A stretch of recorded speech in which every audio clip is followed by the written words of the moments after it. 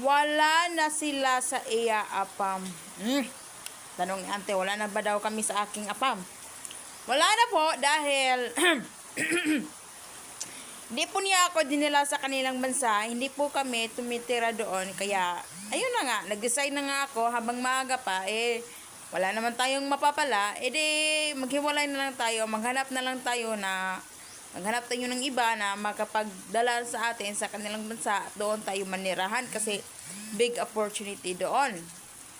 Kaya ayaw talaga niya. Dito lang talaga siya sa Pinas kasi gusto niya na dito lang siya sa Pinas kasi maraming mga magagandang mga babae dito. Kaya dito lang siya sa Pinas.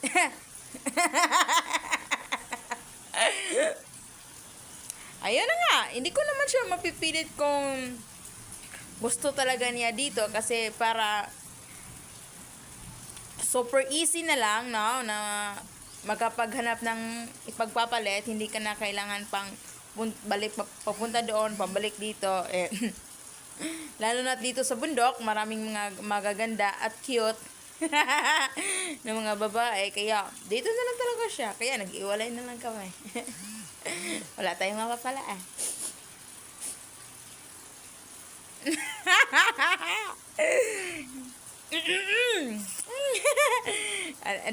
daming nag-line up ha. Ay, alam ko na yung mga sasabihin niyo. Sasabihin niyo naman na thank you Lord naman, nagising na yung apam niya. Thank you at iniwan na siya kasi nagising na talaga sa katotohanan yung apam niya. Itutur ko muna kayo sa aming bahay ha.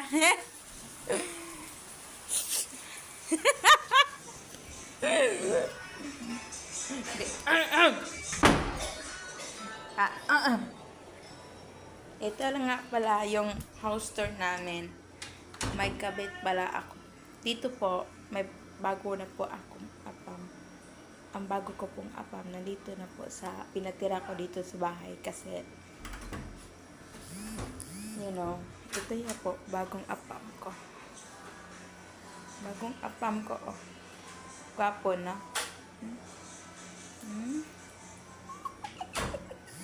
Bet niyo ba siya? Sige. You want me to sit down here? You want me to sit down with Papa? Papa sleeping? Come on.